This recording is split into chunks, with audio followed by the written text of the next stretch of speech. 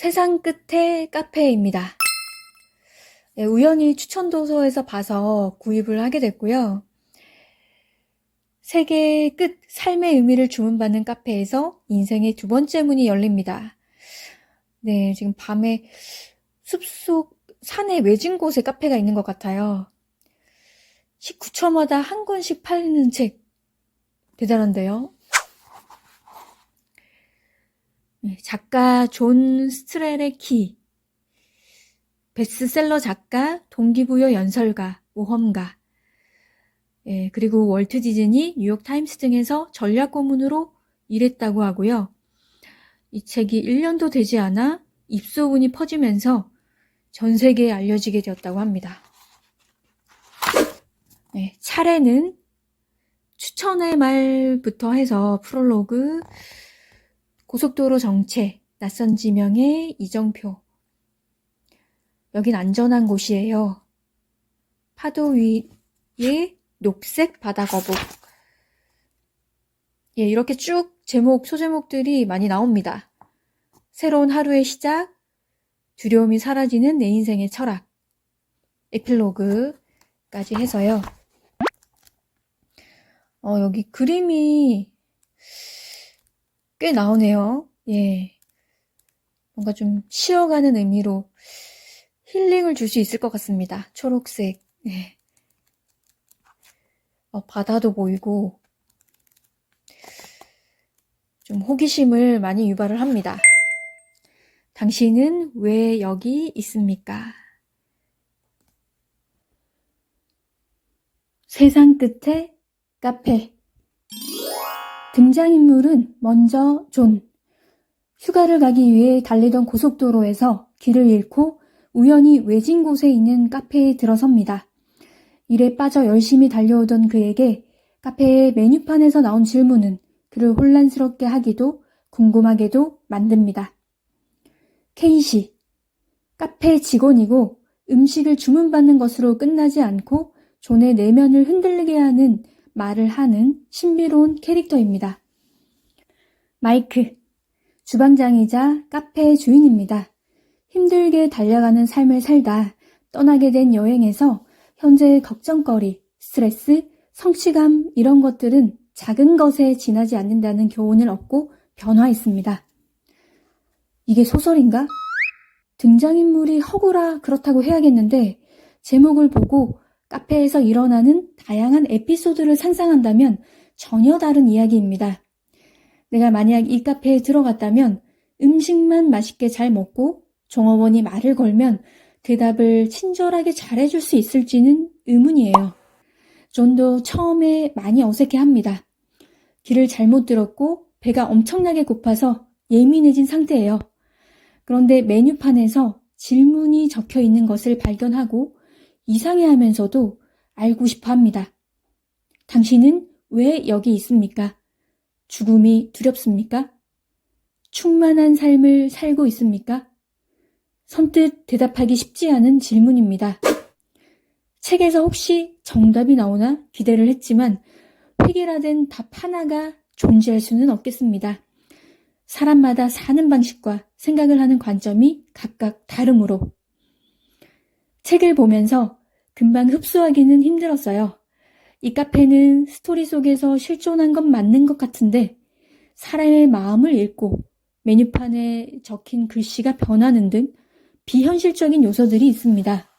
존은 놀라워하긴 하지만 어떻게 이런 능력을 갖고 있는지 물어보진 않아요. 이 카페가 그를 올 수 있게 이끌었는지 정말 우연히 들렀다가 큰 깨달음을 얻는 시간을 가진 건지 알 수는 없습니다. 다시 찾아갈 수 있는 곳일까요? 작가는 이 스토리를 통해 나 자신의 삶을 한번 돌아보라고 말하고 있습니다. 무엇을 하고 싶은지, 어떤 것을 할 때 행복한지도 모르는 상태에서 막연한 미래를 위해 억지로 일하고 돈을 벌면서 이렇게 살다 보면 언젠가는 편안하게 하고 싶은 대로 살 수 있을 거라는 희망을 갖습니다. 지금 살고 있는 순간이 힘겨운데 나중을 보장할 수 있을까요? 그때는 무언가 또 어려운 현실을 만들고 있지 않을까요? 반면 내가 좋아하는 것을 찾고 그것을 쫓아간다면 생계에 문제가 발생하지 않을까 하는 고민도 하게 됩니다.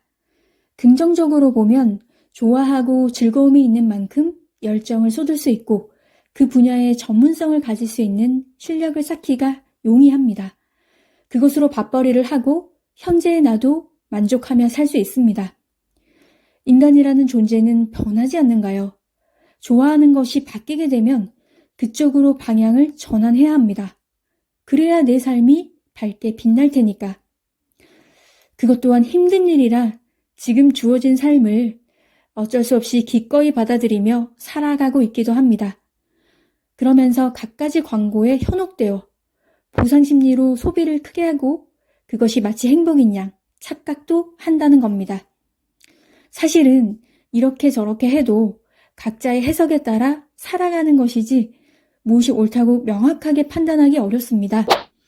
보통은 나중을 위해 지금 힘들게 살고 있는 경우가 많은데 현재 하고 싶은 일을 하면서 만족을 누리는 사람도 있을 겁니다. 현재도 좋고 미래도 좋은 것. 그런 삶을 살기 위해 많은 생각을 해볼 만합니다. 그리고 조금씩 실행한다면 그보다 좋을 순 없겠어요. 녹색 바다 거북이 유유자적 움직이다가 파도가 들어올 때 흐름을 타면서 앞으로 전진하는 것처럼 그런 기회를 잘 이용하는 지혜가 필요합니다. 책에서 인상 깊은 부분을 읽어볼게요. 어느 날 밤 내 월급과 맞먹는 액수의 청구서 더미를 훑어보고 나서 침대에 누웠어요. 그렇게 누운 자세로 천장을 뚫어지게 쳐다보고 있으려니 눈물이 나더군요. 아무리 해도 참을 수가 없었어요. 내게 주어진 시간은 옆으로 술술 모두 흘러가고 있는데 나는 좋아하지도 않는 일을 하느라 인생을 허비하고 그에 대한 보상을 한답시고 쇼핑을 해대며 살고 있었죠. 그리고 또 다른 문제는 내가 그렇게 사들인 물건을 실은 그렇게 좋아하지도 않는다는 거였어요.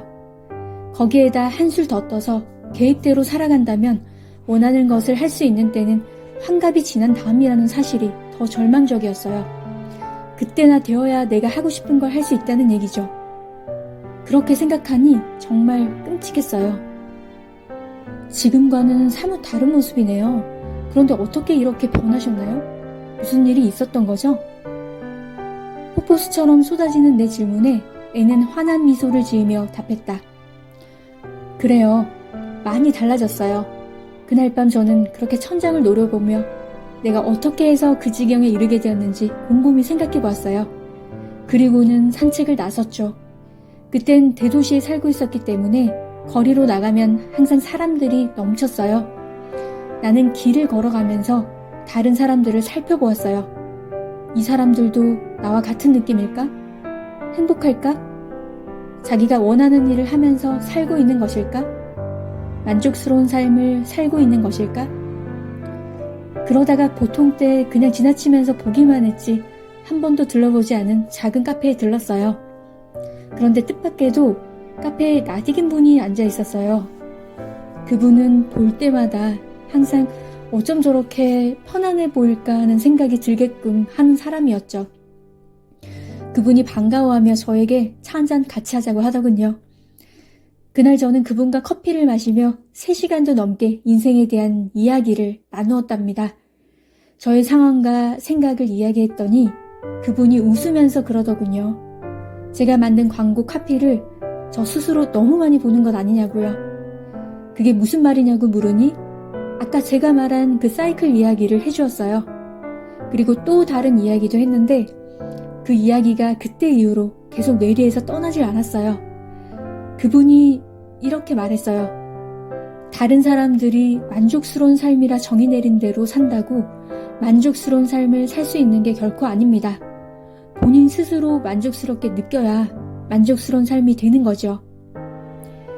그날 밤 저는 제 인생을 어떻게 살아야 스스로 만족할 수 있을지 많이 생각해 보았어요.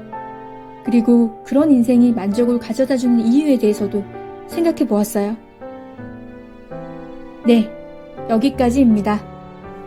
과거와 미래도 생각해야 하지만 가장 중요한 순간은 지금이 아닐까 합니다. 그러니 현재를 구석으로 몰아놓고 아무렇게나 대하지 말고 좋은 순간들로 하나씩 채워가고 싶습니다. 책에서 나오는 딸기파이가 지금은 너무 끌립니다.